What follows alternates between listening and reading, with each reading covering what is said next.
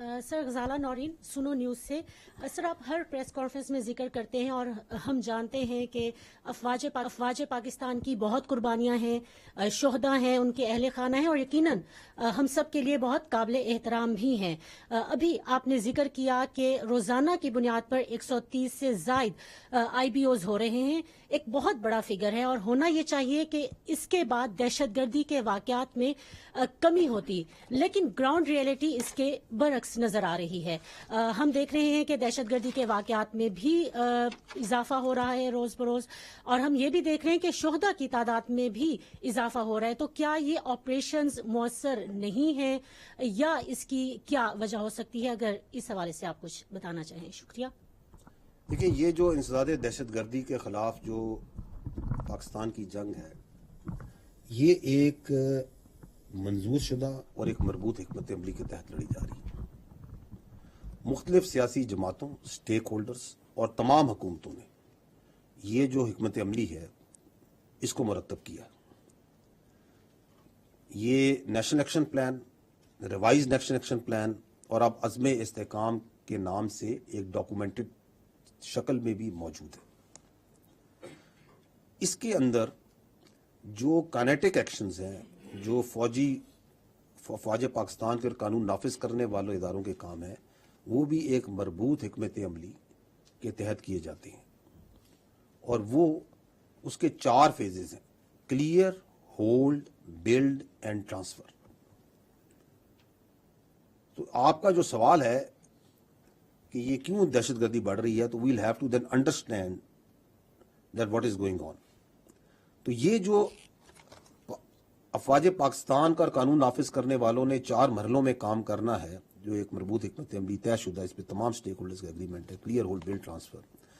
इसमें जो फौज का काम है वो है दहशतगर्दी से इलाकों को क्लियर करना और उनको आर्जी तौर पर होल्ड करना, ताकि वहां पे जो बाकी स्टेक होल्डर्स हैं, जो इंतजामिया है, वो वहां पे उसके लिए एक साजगार माहौल प्रोवाइड किया जाए, जिसमें आके वो समाजी और मुआशी मंसूबे लगाए और फिर उस इलाके को कुल्ली तौर पे टेक ओवर करें।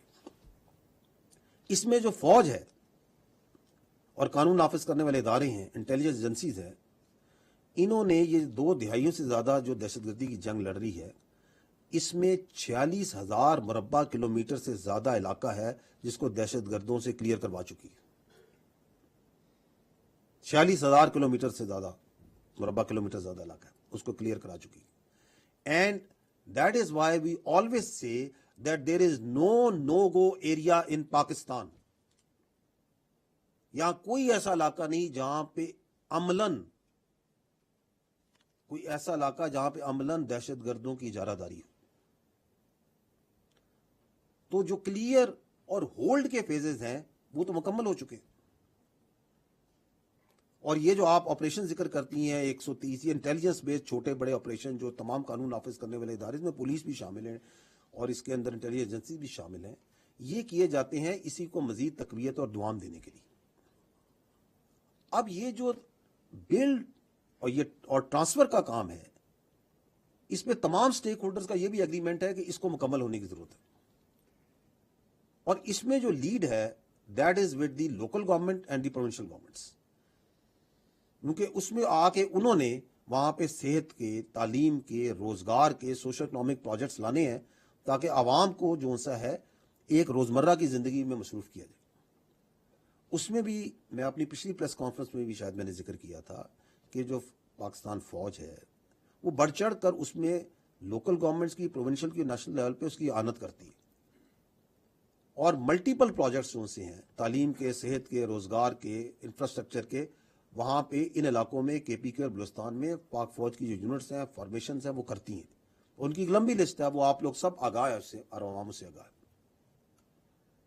लेकिन ये जो आपका क्लियर और होल्ड के बाद चूंकि वो बिल्ड और ट्रांसफर का फेज मुकम्मल नहीं हो रहा, तो उससे हो यह रहा है कि हुकूमत की जो इजारादारी है उसका जो इन्हिसार है, मेन इन्हिसार, वो फौजी ऑपरेशंस में रह गया। इन इलाकों में حکومت کی اجارہ داری کا ذریعہ یہ فوجی آپریشنز نہیں ہو سکتے خالی. اور اس کی وجہ سے دوسرا یہ ہو رہا ہے کہ کئی علاقے ایسے ہیں جن کو ہم بار بار کلیئر کر رہے ہیں, حوالے کرتے ہیں انتظامیہ کے, دوبارہ جو سا چونکہ بلڈ اور ٹرانسفر فیز نہیں ہوتا تو دوبارہ کلیئر کرنے پڑتے. اس کا ایک اور فال آؤٹ یہ ہو رہا ہے کہ آرمی کی جو پرلونگ ڈپلائمنٹ ہے, بیکاز بلڈ اور پھر جو انتظامیہ نے ٹرانسفر لینا ہے ان علاقوں میں صوبائی حکومتوں نے اور جو وہاں کی انتظامیہ لوکل گورنمنٹس ہیں, دے شوڈ ٹیک اوور. وہ چونکہ نہیں ہو رہا تو اس کی وجہ سے جو پرلونگڈ آرمی ڈپلائمنٹ ہے اس کے اپنے ایشوز ہوتے ہیں, اور اس کی وجہ سے فوج کے خلاف ایک زہریلا بیانیہ بنانے کا لوگوں کو موقع ہی ملتا ہے. تو this is one reason, but this is not the only reason. The other reason is کہ جو کہ ہمیں اعداد و شمار اور شواہد بتاتے ہیں وہ یہ ہے کہ اگست 2021 سے اس کے بعد سے جو فتنہ الخوارج ہے اور دہشت گرد ہیں, ان کی جو سہولت کاری ہے وہ بڑھ چکی ہے جب سے افغانستان میں تبدیلی آئی. اور یہ سہولت کاری جو سی ہے, یہ چاہے ٹریننگ کیمپس کی شکل میں ہو, چاہے یہ لاجسٹک سپورٹ کی شکل میں ہو, چاہے یہ افغان شہریوں کا خود فتنہ الخوارج اور دہشت گردوں میں شامل ہونے کی شکل میں ہو, چاہے یہ خودکش بمباروں کی پروویژن کی شکل میں ہو, چاہے یہ جو چھوڑا ہوا امریکی اسلحہ ہے اس کی جدید اسلحے کی فراہمی کی شکل میں ہو, یہ بڑھ چکی ہے. اور اس سلسلے میں حکومت پاکستان افغان عبوری حکومت کے ساتھ رابطوں میں ہے. یہ اس برادر, یہ ہمارا پڑوسی اسلامی ملک ہے افغانستان, اور پاکستان نے ہمیشہ اس کا بڑھ چڑھ کے ساتھ دیا, اسپیشلی جب بھی وہاں پہ کوئی مشکلات آئی. اور ہم یہ چاہتے ہیں کہ وہ اس برادر اسلام پڑوسی اسلامی ملک کو جس نے ہمیشہ اس کا ساتھ دیا ہے, اس کے اوپر خارجین کو قطعاً فوقیت نہ دے. اور یہ وہ خارجین جن کا نہ کوئی دین اسلام سے تعلق ہے, نہ ان کا کوئی انسانیت سے تعلق ہے, اور نہ ہی ان کا کوئی قبائلی اقدار اور رواج سے کوئی تعلق ہے. حکومت پاکستان اور افغانستان کے درمیان بہت سی چیزوں میں رابطے ہیں, اچھے تعلقات ہیں, بہت سے معاملات پہ بات چیت چلتی ہے. اور جو لوگ یہ سمجھتے ہیں کہ ان دو برادر پڑوسی اسلامی ممالک میں غلط فہمیاں پیدا کر کے رکھنے ڈال سکیں گے وہ, تو ان کو ہم صرف یہی کہیں گے کہ وہ خیالی دنیا میں رہتے ہیں. تیسری جو ایک وجہ ہے, یہ جو بڑھتی ہوئی دہشت گردی کی آپ نے بات کی, وہ میں بار بار اس فورم سے کہہ بھی چکا ہوں کہ جو فوج ہوتی ہے وہ دہشت گرد سے لڑتی ہے, قوم دہشت گردی سے لڑتی ہے.